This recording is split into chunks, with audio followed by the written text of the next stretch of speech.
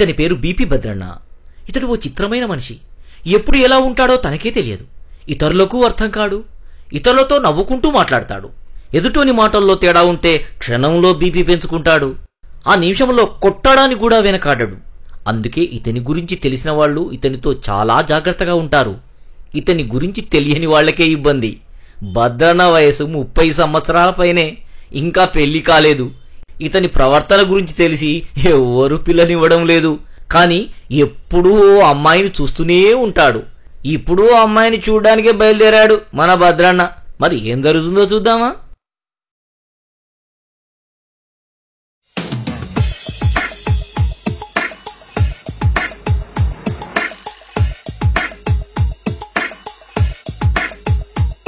అన్నా మూత బస్ పోయిందానే? పోలేదు. పోలేదా? పోలే. అబ్బా పోలేదా? ఏమన్నా పోయిందనుకున్నా. అన్న నువ్వు ఎక్కడికి పోవాలనే?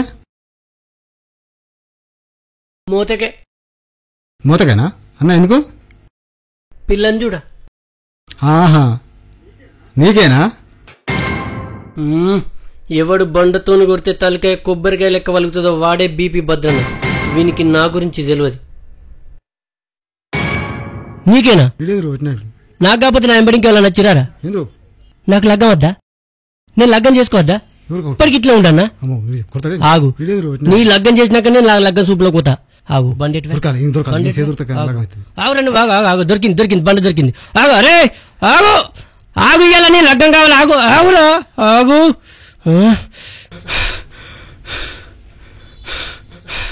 పొద్దుల ఎవరి చూసినా ఆమె చెబుతున్నా లగ్గం.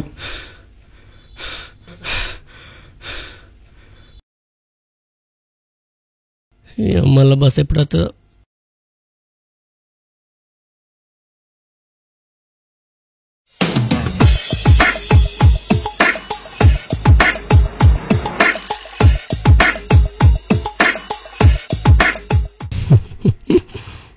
అన్న మొత్త బస్సు పోయిందానే? పోయింది. అన్న నువ్వెక్కడికి పోవాలే? మూతకే. అన్న మూతకెదికి పోతానవే? పిల్లందరూ పోతున్నా. నీకు ఇంకా లగ్గం కాలేదా? ఎవడు బండతో కొడితే తలకాయ కొబ్బరికాయ లెక్క వలుగుతుందో వాడే బీపీ భద్రన్న. వీనికి నా గురించి తెలియదు. ఆ కొడుక. అన్న నీకు లగ్గం అయిందానే? అయింది. నాకు ఇద్దరు పిల్లలు కూడా ఉన్నారు. నువ్వు లగ్గమైనాక మళ్ళీ ఎప్పుడైనా పిల్లని చూడ పోయినావనే? అరే ఎవడ లగ్గమైనాక మళ్ళీ పిల్లని కూడా పోతాడా? కాదా? ఎవడన్నా లగ్గమైనాక మళ్ళీ పిల్లని చూడ పోతాడా? నాకు లగ్గం కాలేదనే పిల్లని చూడ పోవద్ది. నేను లగ్గం చేసుకోవద్దా? పిల్లలు కనద్దా? అంటే నాకు లగ్గం వద్దా? నేను ఎప్పటికి ఇట్లా ఉండనా? ఆగు, బండేది. ఆగు, ఆగురా నువ్వు. ఆగు ఆగు ఆగు, అరే ఆగు ఆగు, ఆగుతున్నా మళ్ళా. అందరూ నాకు లగ్గం కాదని వస్తారు. అమ్మా అబ్బా, నా పిల్లం వద్దంటే ఊరికి బయలుదేరిన. ఆ బండ తాకితే నా పిల్లని కరవైతు. ఇక మా ఇంటికి పోతున్నా.